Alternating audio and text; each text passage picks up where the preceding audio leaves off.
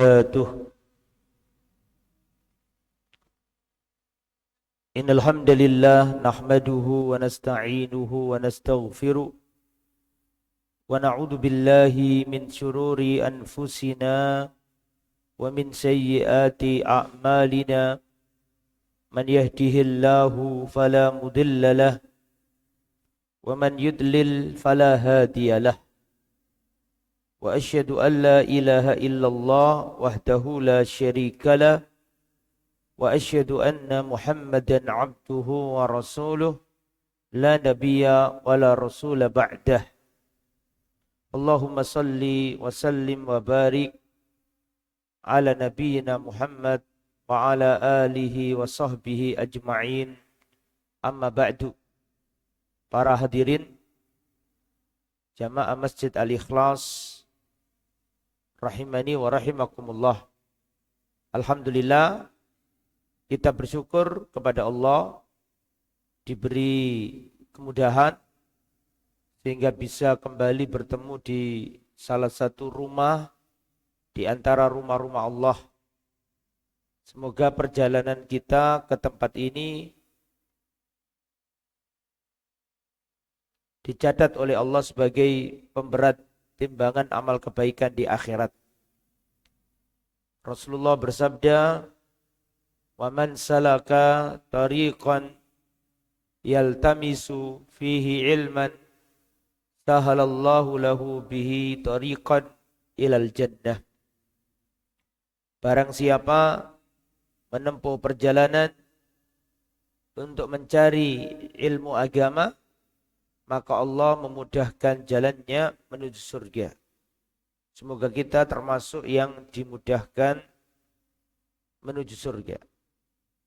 Salawat dan salam semoga terlimpahkan kepada baginda kita yang mulia Rasulullah Muhammad sallallahu alaihi wasallam beserta keluarganya, para sahabatnya dan seluruh umatnya yang berpegang teguh dengan ajarannya. Bapak Ibu, kita lanjutkan kajian kitab Sahih Al-Adab Al-Mufrad. Dan kita sekarang ada pada hadis atau bab yang ke-47. Hadis ke-76.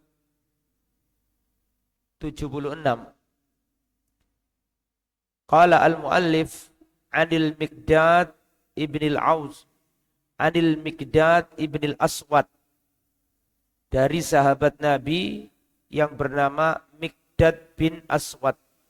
Beliau berkata, Sa'ala Rasulullah sallallahu alaihi wasallam ashabahu 'aniz zina. Rasulullah pernah bertanya kepada para sahabat tentang zina. Tuh, tadi babnya belum saya baca ya. Bab hakul jar. Bab hakil jar. Bab hak tetangga. Bab hak tetangga. Dari Miqdad bin Aswad, beliau berkata, Sa'ala Rasulullah sallallahu alaihi wasallam ashabahu 'aniz zina. Rasulullah bertanya kepada para sahabat tentang zina. Qalu, para sahabat menjawab, haramun harramahullahu wa rasuluhu. Zina itu haram, ya Rasulullah, diharamkan oleh Allah dan Rasulnya. Faqala, lalu Rasulullah berkata, la an yazniyar rajulu bi ashri niswatin aisaru alaihi min an yazniya bimra'ati jarihi. Kata Rasulullah, sungguh seseorang berzina dengan 10 wanita itu lebih ringan baginya daripada dia berzina dengan satu perempuan istri tetangganya. Saya ulangi, Rasulullah bersabda, sungguh seseorang berzina dengan 10 wanita itu lebih ringan dosanya daripada seseorang berzina dengan istri tetangganya, meskipun cuma 1 wanita. Wasa'alahum anis sariqah. Kemudian Nabi bertanya lagi kepada para sahabat tentang sariqah, pencurian. Qalu, para sahabat menjawab, haramun. Ya Rasul, mencuri itu haram. Haramahallah azza wa jalla wa rasuluh. Allah telah mengharamkannya dan Rasulullah juga mengharamkannya. Faqala, lalu Rasulullah berkata, la an yasriqa min asyrati ahli abiyatin aisaru alaihi min an yasriqa min baiti jarihi. Sungguh seseorang mencuri 10 rumah, sungguh seseorang mencuri dari 10 rumah lebih ringan dosanya daripada dia mencuri dari rumah tetangganya, meskipun cuma dari 1 rumah. Hadis sahih diriwayatkan Al-Imam Al-Bukhari dalam kitabnya Al-Adab Al-Mufrad. Jadi begini para jamaah, Nabi itu berkata kepada para sahabat, hei para sahabat, apa pendapat kalian tentang zina? Sahabat menjawab, haram. Allah mengharamkannya dan panjenengan juga mengharamkannya. Kata Nabi, seseorang berzina dengan 10 wanita masih lebih ringan daripada seseorang berzina dengan istri tetangganya, meskipun 1 orang. Kemudian Nabi bertanya tentang sariqah, pencurian. Apa hukumnya mencuri? Sahabat menjawab, haram. Allah dan Rasulnya mengharamkannya. Terus kata Nabi, sungguh seandainya seseorang mencuri dari 10 rumah, lebih ringan dosanya daripada seseorang mencuri dari rumah tetangganya, meskipun 1 rumah. Apa pelajaran yang bisa dipetik dari hadis ini? Yang pertama, di antara metode pengajarannya Nabi adalah bertanya. Di antara metode pengajarannya Nabi adalah menyampaikan pertanyaan. Sebenarnya Nabi bisa saja, hei para sahabat, kamu semuanya saya kasih tahu ya, berzina dengan 10 wanita itu lebih ringan daripada berzina dengan istri tetangga. Langsung bisa. Tapi Nabi tidak memakai kata itu. Nabi lebih memilih metode melontarkan pertanyaan. Mengapa? Karena pertanyaan itu apabila dilontarkan, maka audien yang aslinya enggak konsentrasi jadi konsentrasi. Orang kalau diberi pertanyaan akan memikirkan jawabannya. Kalau sudah memikirkan jawabannya, berarti sudah siap diberi ilmu.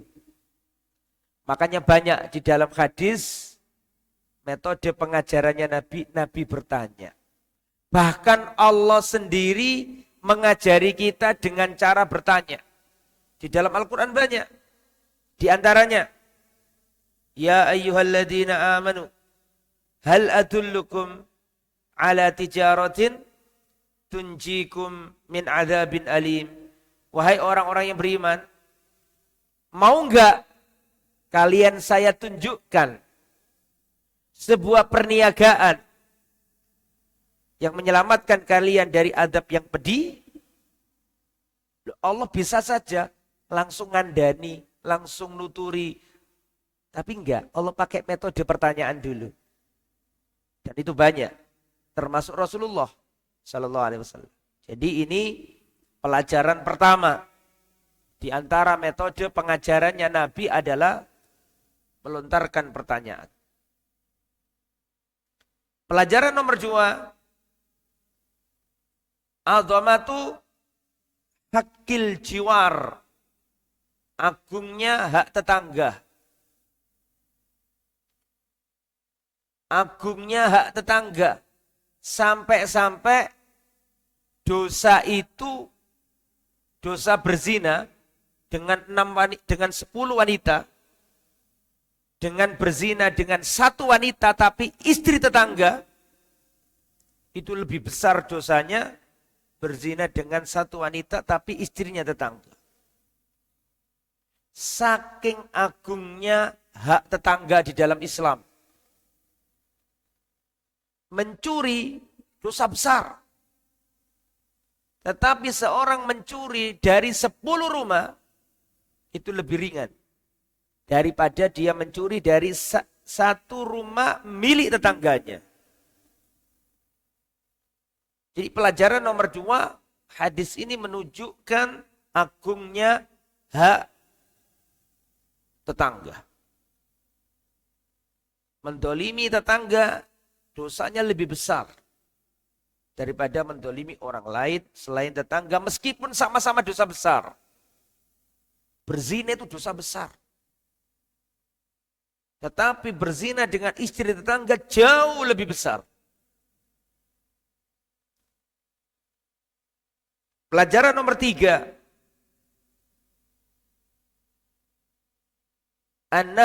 An-nahyu aniz zina. Larangan keras berbuat zina. Zina ini haram. Larangannya zina di dalam Al-Quran bukan jangan berzina, tapi jangan dekat-dekat zina. Kalau yang lain kan kalau yang lain kan langsung jangan minum khamr, jangan membunuh. Tapi khusus zina, lafadznya bukan janganlah kamu berzina. Tapi apa? Jangan mendekati zina. Artinya jangankan zinanya, mendekati meskipun gak melakukan, jangan. Berarti yang diharamkan bukan hanya berzinanya, tetapi yang diharamkan pula adalah mendekatinya. Sehingga apapun wasilah yang mengantarkan seseorang berzina haram dan ditutup rapat-rapat dalam Islam. Jadi yang diharamkan itu tidak hanya zinanya, tetapi yang diharamkan pula adalah wasilah menuju zina. Semua sebab dan perantara yang menyebabkan orang berzina. Itu juga dilarang. Apa saja sebab atau perantara atau wasilah yang menyebabkan terjadi zina, Satu,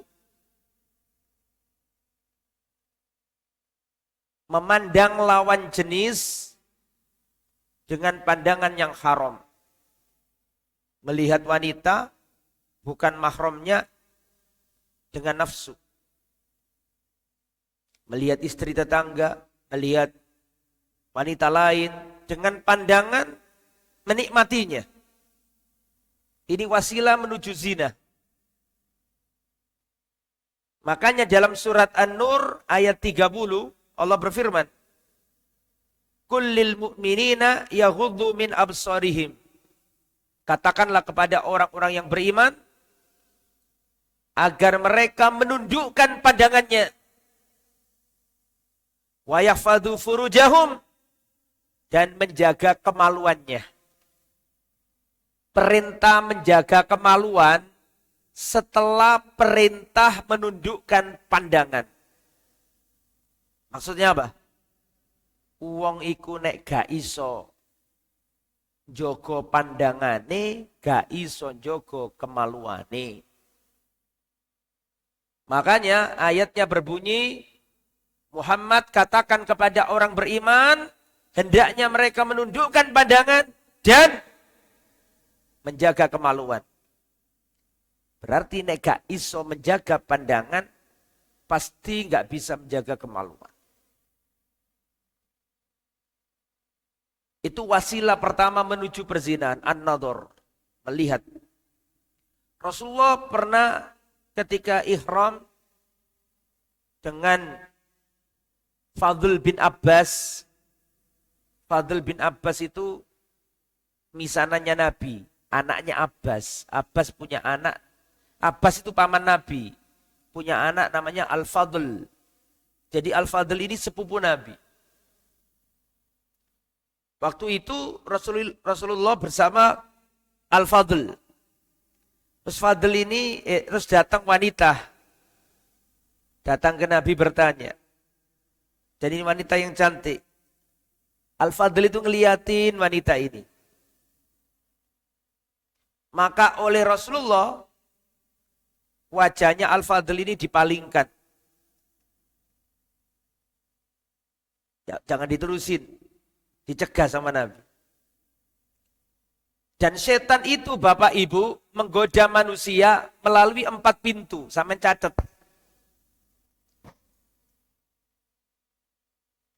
Setan itu menggoda anak manusia melalui 4 pintu. Kalau pintu pertama terbuka, pasti akan masuk ke pintu yang kedua. Kalau pintu kedua terbuka, pasti akan masuk ke pintu yang ketiga. Maka dari awal harus ditutup pintu itu. Pintu masuknya setan kepada anak Adam ada 4. Yang pertama, al-lahdoh, pandangan mata. An-nadroh. Semua itu Pak, mulanya dari mata. Semua maksiat itu bermula dari mata. Dan mata ini pengantar sinyal yang paling jujur langsung dikirim ke hati.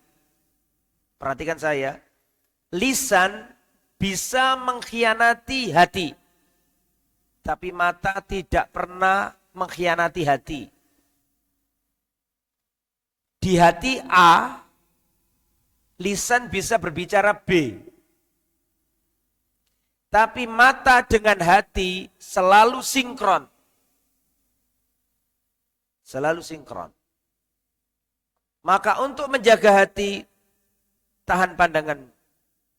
Contoh ya, contoh. Saya sholat.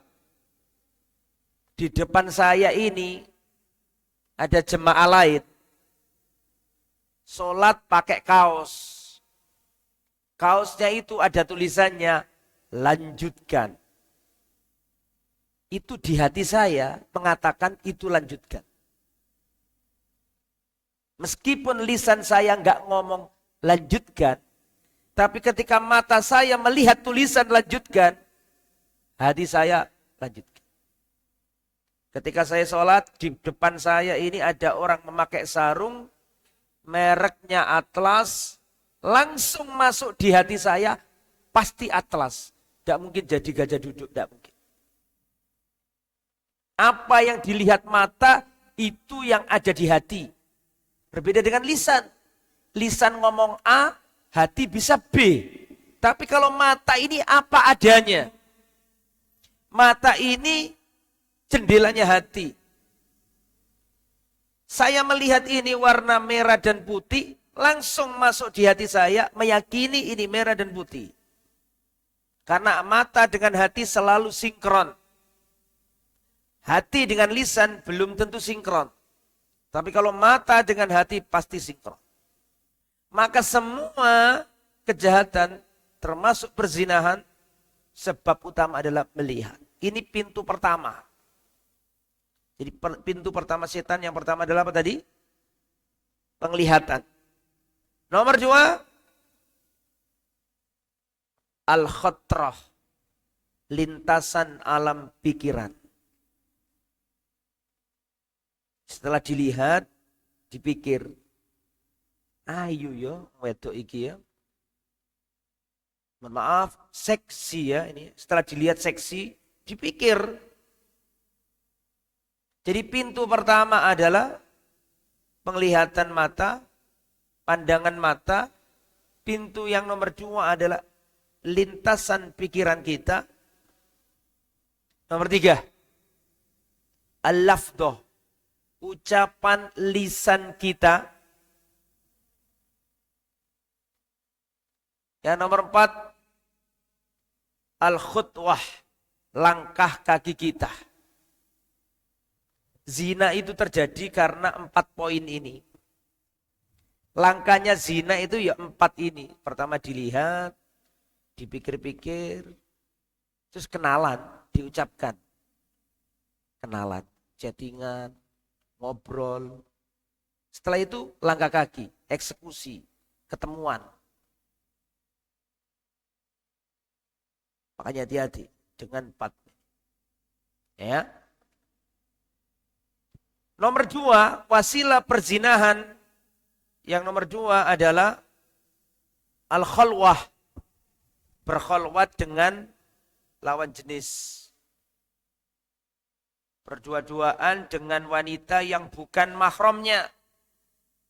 Satu kantor antara bosnya dengan sekretaris. Tidak ada lain kecuali 2 orang ini tok. Pastilah terjadi. Pasti. Makanya Rasulullah mengatakan, la yakhluwanna rajulun bimra'atin illa ma'adhi mahramin. Janganlah seorang laki-laki berkhalwat dengan seorang wanita, berdua-duaan dengan wanita, kecuali harus ditemani mahramnya. Kalau tidak, maka yang ketiga adalah apa? Syaitan. Wasilah yang nomor 3 menuju perzinahan adalah bersentuhan, melakukan kontak fisik dengan wanita yang bukan mahram. Salaman, peluk-pelukan, cubika-cubiki, padahal bukan mahram. Ini wasilah menuju perzinahan. Rasulullah SAW bersabda, la an yut'an fi ra'si rajulin bimihyatin min hadidin khairun lahu min an yamassam ra'atan la tahillu lahu. Seorang laki-laki ditusuk kepalanya dengan jarum dari besi, itu lebih baik baginya daripada dia menyentuh wanita yang tidak halal baginya.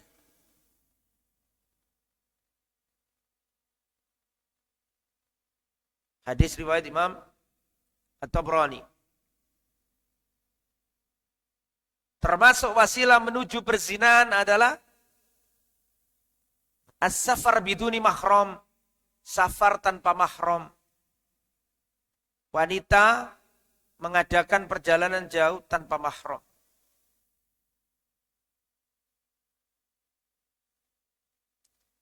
Itu nomor 4. Nomor 5, termasuk wasilah menuju perzinahan adalah berbicara atau berkomunikasi dengan lawan jenis dengan membangkitkan syahwat, menggoda. Makanya dalam surat Al-Ahzab ayat 32 Allah berfirman, "Wala taqda'na bil qauli fayatma'al ladzi fi qalbihi marad." Maka janganlah kalian wahai wanita merendahkan suaranya, melembut-lembutkan suaranya di depan laki-laki yang bukan mahramnya. Sehingga menjadikan orang yang hatinya ada sesuatu yang rusak ingin melakukan zina dengannya. Hanya wanita itu nggak boleh berlemah lembut ngomongnya dengan lawan jenis yang bukan mahramnya. Nggak boleh. Memperindah suara, melembut-lembutkan kepada orang yang bukan mahramnya. Kan jawab telepon yang tegas. Ya Pak. Oh siap. Akan saya sampaikan ke suami saya. Tegas. Jangan. Oh iya Pak. Oh iya. Jangan. Tidak boleh. Seorang istri atau wanita tidak boleh melembut-lembutkan suaranya di depan laki-laki ajnabi yang bukan mahramnya. Kemudian di antara wasilah perzinahan nomor berapa ini? Nomor 5 adalah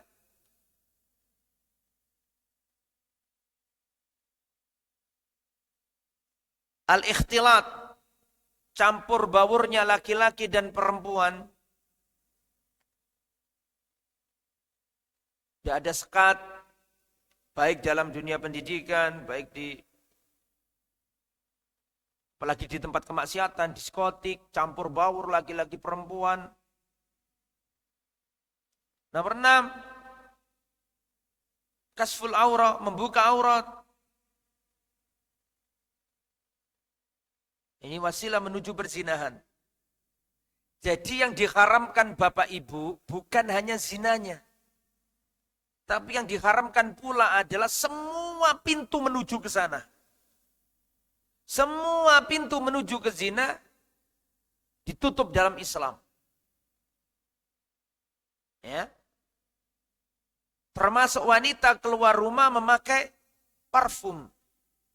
Ayyumam ro'atin ista'tarat. Siapapun wanita yang keluar dari rumahnya memakai minyak wangi, berjalan di depan para lelaki sampai laki-laki itu mencium aromanya,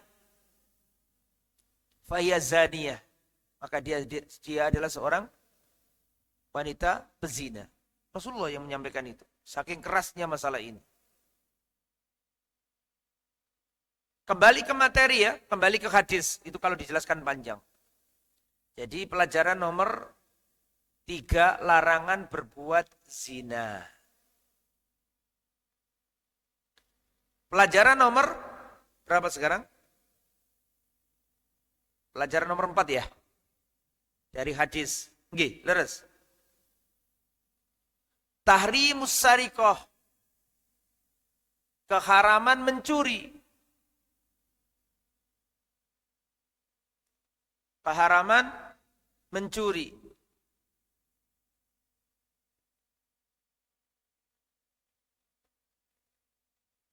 Apa sih definisi mencuri itu di dalam Islam? Mencuri di dalam Islam apa? Mencuri dalam Islam adalah akhdhu malil ghair, mengambil harta orang lain, khufyatan, sembunyi-sembunyi, fi hirzihi, mengambil harta orang lain sembunyi-sembunyi, min khirzihi, di tempat penyimpanannya. Itu definisi penting. Karena hilang bukan mencuri lagi. Mengambil harta terang-terangan bukan mencuri. Itu begal. Itu hukumannya berbeda. Makanya definisi itu penting. Karena definisi itu menentukan hukumannya dalam Islam. Dalam Islam itu kan ada hudud, ada pembahasan hukuman bagi pelaku tindak kriminal. Saya ulangi, definisi mencuri adalah mengambil harta orang lain. Berarti kalau hartanya anak diambil, itu bapak nggak kena hukuman. Makanya definisi itu penting. Mencuri adalah mengambil harta orang lain sembunyi-sembunyi. Jadi definisi mencuri itu bukan mengambil harta orang lain titik, enggak. Satu, mengambil harta orang lain. Dua, sembunyi-sembunyi. Kenapa kok ada kata-kata sembunyi-sembunyi? Karena kalau terang-terangan bukan mencuri dan hukumannya beda. Poin nomor 3, saya ulangi, mengambil harta orang lain. Nomor 2 apa tadi? Sembunyi-sembunyi. Poin nomor 3, min hirzihi, di tempat penyimpanannya. Jadi kalau ada orang naruh tas di depan rumahnya, di tengah jalan, diambil orang, itu yang mencuri gak bisa kena had. Karena bukan di tempatnya. Ya. Ada orang mencuri apa namanya? Uang. Mohon maaf, ada orang mengambil uang karena yang punya ini sengaja menaruhnya di tengah jalan. Itu bukan mencuri. Karena itu uang tidak di tempatnya. Maka karena mencuri itu definisinya harus diambil dari apa? Tempat yang biasa dipakai untuk menyimpan barang tersebut. Dan tidak semua pencurian itu hukumannya dipotong tangan. Karena syarat pencurian dipotong tangan ada syarat-syaratnya. Di antara syaratnya adalah harta yang dicuri mencapai nisabnya. Dan batasannya adalah rubu'ud dinar, 1/4 dinar. Jadi kalau ada orang mencuri harta dan hartanya nggak sampai 1/4 dinar, maka nggak bisa dipotong tangan. Meskipun dihukum lain dengan hukuman lain sesuai dengan apa yang diputuskan oleh mahkamah Islam. Tapi selama nggak sampai nisab, nggak bisa potong tangan. Lah nisabnya harta yang dicuri itu 1/4 dinar. 1/4 dinar itu kira-kira berapa Ustadz? Ya kita hitung saja. 1 dinarnya itu 4,25 gram emas murni. 1 dinar itu 4,25 gram emas murni. Sekarang emas murni berapa bapak-bapak, ibu-ibu? 26. 26 kali berapa tadi? 4,25, betul ya? Ketemu berapa? Coba dihitung. 4,25 gram kali per gramnya tadi berapa? 2,6 juta. Berarti 2,6 juta kalikan 4,25. Berapa? Masuk aku sendiri. Pinten? 11 juta. Dibagi 4. Karena tadi kan nisab pencurian 1/4 dinar. Berarti 11 juta tadi dibagi 4 berapa? 2,67 juta. Jadi kalau ada orang nyuri pulpen, ada orang nyuri apa? Air mineral, atau nyuri sepatu yang harganya tidak sampai 1/4 dinar, gak bisa dipotong tangannya. Cuman tetap ada hukuman, namanya takzir, sesuai dengan apa yang diputuskan oleh mahkamah syar'i. Mungkin kena denda, mungkin penjara, mungkin terserah. Tetapi potong tangan itu nggak boleh diterapkan perorangan. atau lembaga atau organisasi, nggak bisa. Yang menegakkan potong tangan, had mencuri adalah negara.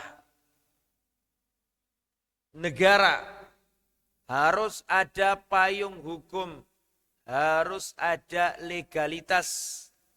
Kalau nggak ada payung hukumnya, nggak ada legalitasnya, kemudian komunitas tertentu atau organisasi tertentu atau kelompok orang tertentu atau desa tertentu mencekal orang yang mencuri terus dipotong tangannya, haram, tidak boleh. Kita melihat pencuri langsung kita tarik, kita potong tangannya, haram, kita berdosa. Karena yang melakukan itu bukan kita. Yang melakukan itu adalah negara dan perangkatnya. Kalau negara kita belum mengakomodasinya, berarti kita tidak boleh menerapkannya perorangan, main hakim sendiri, tidak boleh. Termasuk zina tadi. Zina itu dalam hukum Islam, hukumnya kalau sudah punya suami, punya istri kok berzina, hukumnya rajam. Tapi kalau belum punya istri, belum punya suami berzina, maka hukumannya berapa? Dicambuk 100 kali. Oke, sampun selesai hadis yang ke-6 76. Sekarang kita pindah ke hadis 77. Bab yabda'u bil jar. Bab memulai dengan tetangga. Jadi kalau punya apa-apa, itu jangan orang yang jauh dulu, tetangga dulu. Punya kelebihan makanan, kasihkan tetangga dulu. Lah ini Pak, memuliakan tetangga, mengantarkan makanan, menyapa tetangga, tidak menyakiti tetangga, memberi kebaikan kepada tetangga, kirim makanan tetangga, ini kalau di kota hampir jarang. Padahal ini akhlaknya Rasulullah Sallallahu Alaihi Wasallam. Padahal Rasulullah mewanti-wanti. Padahal Rasulullah sering melakukan itu. Siti Aisyah juga melakukan itu. Kalau ada makanan kirim ke tetangga. Ini sunnah Nabi yang hampir hilang. Bahkan di desa pun hampir hilang. Nah kalau kita yang ngaji yang tidak mengamalkan, siapa yang mengamalkan sunnah Nabi ini? Saya bacakan. Ani bin Umar qala Rasulullah sallallahu alaihi wasallam, dari Abdullah bin Umar Rasulullah bersabda. Rasulullah bersabda, "Mazala Jibrilu yusini bil jari hatta donantu annau sayuwarrithuhu." Senantiasa malaikat Jibril memberi wasiat kepadaku, kata Rasulullah. Senantiasa malaikat Jibril memberi wasiat kepadaku agar aku berbuat baik kepada tetanggaku. Kata Nabi, hatta donantu annau sayuwarrithuhu. Kata Rasulullah, sampai-sampai aku berprasangka, sampai-sampai aku menyangka bahwa malaikat Jibril akan menetapkan bahwa tetangga itu akan mewarisi tetangganya. Saking seringnya Jibril, malaikat Jibril, mewanti-wanti Nabi agar Nabi berbuat baik kepada tetangga, sampai-sampai Nabi itu menyangka nanti Jibril akan memutuskan bahwa tetangga akan mewarisi tetangganya.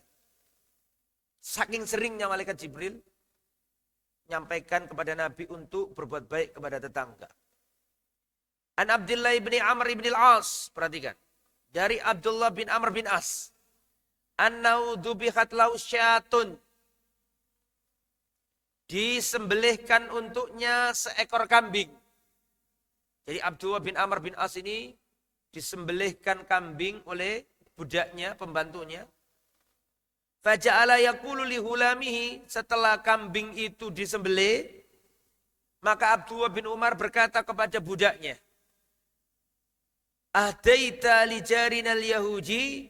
Budak, apakah kau sudah memberi hadiah makanan kambing yang kamu sembelih tadi kepada tetangga kita yang Yahudi? Ahdaita li jarinal Yahudi? Apakah engkau sudah memberikan hadiah untuk tetangga kita yang Yahudi? Diulangi 2 kali. Padahal Yahudi loh ini. Kemudian Abdullah bin Amr bin As berkata, aku mendengar Rasulullah bersabda, senantiasa Jibril mewanti-wanti aku, kata Rasulullah. Senantiasa malaikat Jibril terus mewanti-wanti aku, agar aku berbuat baik kepada tetangga, sampai-sampai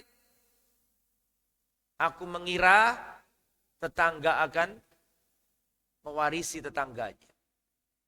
Saking seringnya, malaikat Jibril mewanti-wanti Nabi. Nah, ini juga dalil bahwa berbuat baik kepada orang kafir, orang non-muslim itu boleh. Selama orang kafir tersebut tidak memerangi kita. Boleh. Boleh berbuat baik. Jadi kalau kita punya tetangga non-muslim, Kristen atau Yahudi, apakah kalau kita berbuat baik kepadanya kita dapat pahala? Ya, kita dapat pahala. Makanya saya itu heran kalau orang mengajari umat Islam toleransi. Jangan ajari umat Islam toleransi. Nabi kita yang mulia sudah mempraktekkannya. Seakan-akan toleransi itu bukan ajaran Islam. Ajaran Barat. Yang umat Islam harus diajari toleransi. Jangan ajari umat Islam toleransi. Umat Islam sudah paham toleransi. Bahkan Nabi Muhammad SAW, Abdullah bin Amr bin As, ngomong ke pembantunya, kasihkan ke tetangga kita yang Yahudi.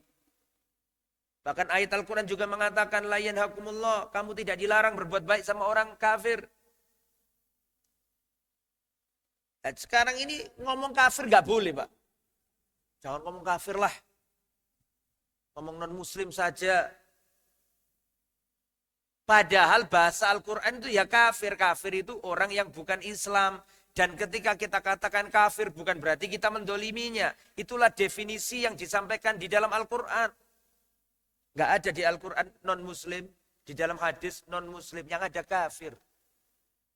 Cuma ketika kita katakan dia kafir bukan berarti kita mendoliminya. Lagian juga kita nggak pernah kok memanggil orang non-muslim orang kafir. Pernah nggak kita punya tetangga kafir kita panggil, Pak kafir mau kemana Pak? Pernah kita ngomong kayak gitu? Tidak ada kita ngomong kayak gitu. Itu hanyalah istilah kita mengklasifikasikan manusia. Karena kalau kita katakan kafir berarti kita ini jahat kepadanya. Tidak. Di dalam Islam Pak, orang kafir itu ada 4. Yang boleh diperangi cuma yang nomor 4. Orang-orang liberal kan gitu, jangan ngomong kafir.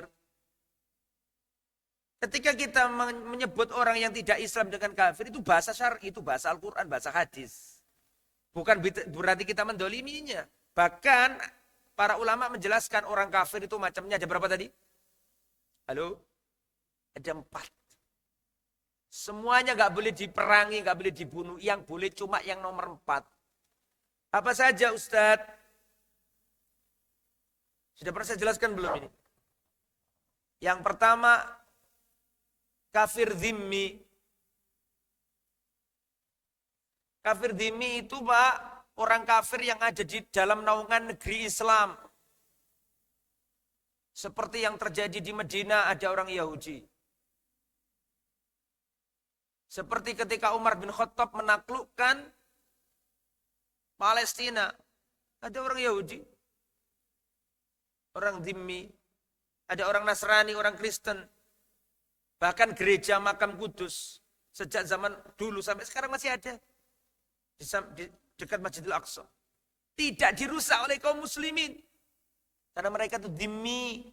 Dhimmi itu orang kafir yang ada dalam naungan Islam. Mereka diayomi. Orang Islam wajib bayar zakat. Kalau mereka wajib bayar apa? Jizyah. Tidak boleh dilukai, tidak boleh dilanggar, tidak boleh disakiti, tidak boleh dizalimi. Dijaga oleh Islam. Bahkan orang yang menyakiti, mengganggu orang kafir dhimmi, dia berdosa. Bayangkan. Nomor 2, kafir mu'ahad. Kafir mu'ahad. Apa kafir mu'ahad itu Ustadz? Orang kafir yang ada perjanjian damai dengan kita. Seperti Nabi dulu pernah melakukan perjanjian dengan orang Yahudi. Tidak boleh saling serang. Dan Nabi setia dengan perjanjian itu. Tapi ternyata Yahudi yang berkhianat. Jadi kafir mu'ahad itu kafir yang ada dalam perjanjian damai dengan kaum muslimin. Bahkan Nabi mengatakan barang siapa membunuh orang kafir yang dalam masa perjanjian sama kita, lam yarih raihatal jannah, dia tidak mendapatkan aromanya surga. Nabi itu setia dengan perjanjian, tidak melanggar. Itu nomor berapa? Nomor berapa? 2. Nomor 3. Kafir musta'man atau al-musta'min, orang kafir yang minta suaka. Orang kafir datang ke negeri Islam minta suaka terus diberi aman. Udah ente aman di sini. Bedanya dhimmi sama musta'man apa? Kalau dhimmi itu asli orang dalam negeri. Bisa dipahami ya? Bisa dipahami enggak? Kalau orang kafir musta'min itu orang luar yang minta suaka, minta keamanan untuk bisa masuk ke negeri kita. Kalau zaman dulu misalnya dagang, orang non-muslim datang. Nomor 4, kafir harbi. Kafir harbi ini kafir yang boleh diperangi. Karena mereka ini agresor. Seperti Israel di tanah Palestina. Seperti Inggris tahun berapa ke Surabaya. Seperti Belanda tahun 45 membonceng nikah, betul? Betul enggak? Maka arek-arek Surabaya berjihad fisabilillah. Karena apa? Karena mereka itu kafir harbi, agresor. Sampai terbunuhlah jenderal siapa? Malabi. Ya, mereka diperangi karena mereka agresor. Mereka datang untuk memerangi kita, maka kita bukan umat yang bodoh. Yang kepalanya mau disembelih terus genggi sembelih saja. Ya enggak gitulah. Islam itu agama aktif. Kamu baik, kita baik. Kamu jahat, kita juga akan memerangimu. Islam bukan agama pasif. Islam sesuai dengan ritme kehidupan. Orang-orang barat mengatakan, Islam kejam. Islam itu keras. Dalilnya ini. Wajahidu fisabilillah, perangilah orang-orang kafir. Mereka tidak melihat latar belakang turunnya ayat itu. Ayat itu turun karena Islam ditindas. Ayat itu turun karena Islam diperangi. Dan Islam itu bukan agama yang pasif. Islam itu agama yang aktif. Bukan hikmah ketika kita diperangi terus. Nggih monggo wis kalau nurut mawon. Tentu bukan hikmah. Ya. Tetapi kalau orang itu baik, seperti ini nih, ini hadis ini kan, kata Abdullah bin Amr bin As, apakah kamu sudah memberi hadiah kepada tetangga kita yang Yahudi? Karena apa? Karena dia tidak berbuat jahat. Kalau kita mau bantu orang jangan tanya agamanya. Misalnya kita lihat ada orang kecelakaan di tengah jalan, berdarah-darah, tabrak. Masa kita datangi, sampean kafir apa muslim? Enggak usah. Enggak usah kita tanya sampean muslim, Yahudi apa Kristen. Enggak usah. Tolong. Dan kita dapat pahala. Jadi kalau kita nolong orang non muslim yang kecelakaan boleh apa enggak? Bukan boleh, harus. Boleh itu kan bahasa syariatnya mubah. Enggak dapat pahala. Bukan boleh tapi apa? Harus. Dan kita dapat apa? Pahala. Terus, dikit lagi. Setelah itu kalau ada tanya, jawab silakan. Hadis yang atau bab 49. Bab yuhda ila akrobihim baban. Bab memberi hadiah kepada tetangga yang paling dekat pintu rumahnya. An Aisyah radhiyallahu anha qalat. Dari Ibunda Aisyah, istrinya Nabi. Beliau berkata, "Ya Rasulullah, inna li jaraini." Ya Rasulullah, aku memiliki dua tetangga. Fa'ila ayyihima uhji. Kepada tetangga yang mana aku berikan hadiah? Kata Nabi, ila aqrabihima min kibaban. Berikan kepada yang paling dekat pintu rumahnya dengan pintu rumahmu. Soalnya zaman dulu itu pintunya atau kalau zaman dulu itu rumahnya jauh-jauh. Bukan jauh lah, renggang-renggang. Ada yang di sana, ada yang di sono. Mana yang diutamakan untuk diberi hadiah? Yang dekat dengan rumah kita. Tapi kalau rumahnya kita zaman sekarang misalnya turut dempel-dempel gini, ya, karena di sebagian lingkungan, kalau di perumahan mungkin besar-besar, tapi sebagian lingkungan itu antara rumah kita dengan rumah orang lain sangat dekat sekali. Ya mungkin wallahu a'lam bishawab lebih baik dibagi dua karena sama-sama melihat. Ya, dibagi dua, kasihkan yang A dan kasihkan yang B. Tetapi kalau pertanyaannya mana yang paling berhak mendapatkan kebaikan kita tetangga itu, jawabannya yang paling dekat apanya? Pintu rumahnya dengan pintu rumah kita. Babul adna fal adna minal jiran. Bab tetangga yang terdekat dan yang terdekat. Yang mana yang terdekat itu kita baca. Anil Hasan an-Nausu'ila anil jar. Al-Hasan al-Basri, itu Hasan al-Basri maksudnya, pernah ditanya tentang tetangga. Tetangga itu siapa? Yang mana? Kata beliau, arba'ina daron amamahu, arba'ina khalfahu, arba'ina an yaminihi, wa arba'ina an yasarihi. Kata Hasan al-Basri, tetangga itu 40 rumah di depanmu, 40 rumah di belakangmu, 40 di sebelah kananmu, 40 di sebelah kirimu.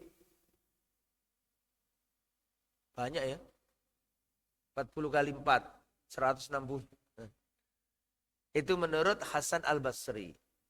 Rahimahullahu ta'ala. Ya. Kemudian hadis yang terakhir dalam bab ini. Ini hadis yang terakhir. Setelah itu monggo kalau ada pertanyaan silakan. Bab man aghlaqa al-bab alal jar. Bab orang yang menutup pintu rumahnya untuk tetangga. Jadi tidak mau tetangganya datang. Tutup pintu. Kalau tetangganya minta bantuan, tutup pintu, tidak mau. Itu gimana hukumnya? Bab orang yang menutup pintu rumahnya untuk tetangganya. Jadi kalau tetangganya datang, tutup. Minta tolong, utang, enggak, tutup. Itu gimana hukumnya? Kita baca. An Ibni Umar qal, dari Abdullah bin Umar beliau berkata, laqad ata alaina zamanun, telah datang kepada kita sebuah zaman, wa ma ahadun ahaqqa bidinarihi wa dirhamihi min akhihil muslim. Tidak ada yang lebih berhak dari dinar dan dirhamnya kecuali saudara muslim. Summal an ad-dinar wa dirham ahabbu ila ahadina min akhihil muslim. Tetapi sekarang ini, kata beliau, zaman berubah. Dinar, emas, dirham, perak lebih kita cintai daripada saudara kita yang muslim. Zaman dulu, gitu, kata Abdullah bin Umar, zaman dulu itu orang yang paling berhak mendapatkan kebaikan kita ya saudara muslim kita. Tapi zaman sekarang, kata beliau, orang lebih cinta dengan dinar dan dirham daripada saudaranya muslim. Ini beliau loh. sahabat padahal. Beliau mengatakan sekarang ini, dulu orang itu lebih senang saudara muslim. Kata Abdullah bin Umar, tapi sekarang zaman itu. Tapi sekarang kata beliau, zaman itu maksudnya. Dirham dan dinar dan dirham lebih kita cintai daripada saudara muslim kita. Perhatikan. Padahal aku mendengar Rasulullah bersabda. Nah ini. Penting ini. Aku mendengar Rasulullah bersabda. Kam min jarin muta'allikin bijarihi yaumal qiyamah. Berapa banyak tetangga yang bergantung dengan tetangganya pada hari kiamat. Kemudian tetangga itu berkata, ya Allah, hadza aghlaqa babahu duni. Ya Allah, dulu tetanggaku ini menutup pintu rumahnya dariku. Famana ma'rufahu, dia dulu menghalangi kebaikannya datang untukku. Padahal dia punya kebaikan. Jadi tetangga nanti pada hari kiamat akan berhujjah atas tetangganya. Manakala tetangga ini memerlukan sesuatu, dia datang ke tetangganya tapi tetangganya menolak. Tidak mau memberikan sesuatu itu. Padahal dia mampu, padahal dia bisa menolong. Maka pada hari kiamat, tetangga yang diperlakukan seperti itu akan berhujjah, berargumentasi di depan Allah, menuntut orang yang tidak mau menolongnya.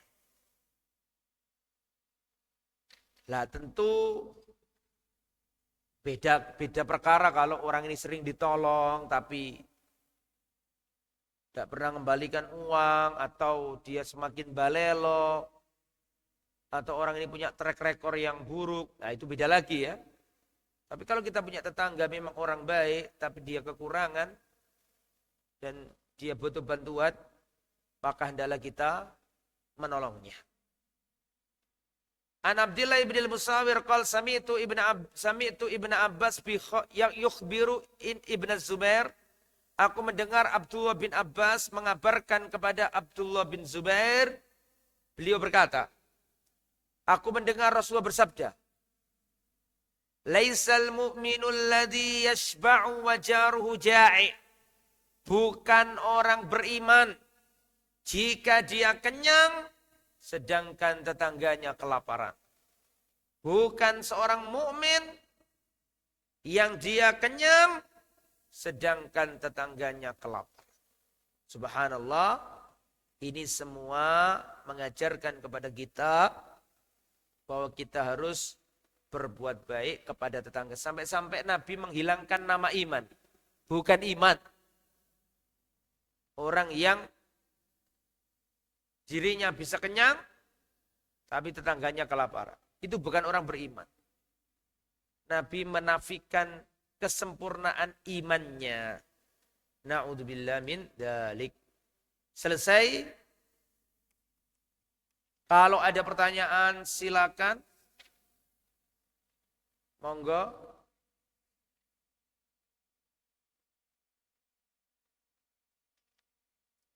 Pada pertemuan yang akan datang insya Allah kita akan membahas bab yang ke-53. Insya Allah ta'ala. Monggo kalau ada pertanyaan. Kelihatannya sudah pinter-pinter. Gak ada yang mau tanya. Silakan Pak.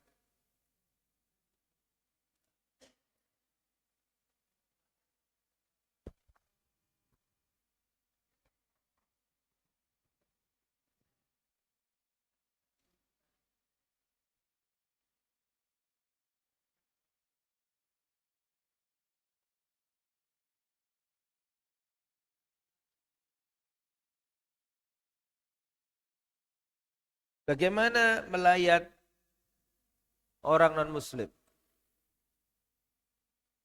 Kalau di situ tidak ada upacara keagamaan, tidak ada doa-doa, tidak ada doa khusus, tidak ada ritual khusus, tapi kita melayat doang, tanpa ada ritual mereka yang kita ikuti, tanpa ada penyembahan mereka yang kita ikuti, maka insya Allah tidak mengapa.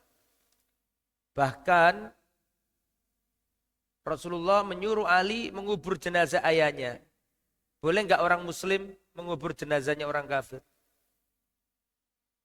Rasulullah menyuruh Ali untuk mengubur jenazahnya Abu Thalib. Abu Thalib kafir. Ali enggak ngomong ke orang-orang kafir Quraisy, kalian aja yang ngubur. Ali kan muslim. Tapi Ali tetap apa?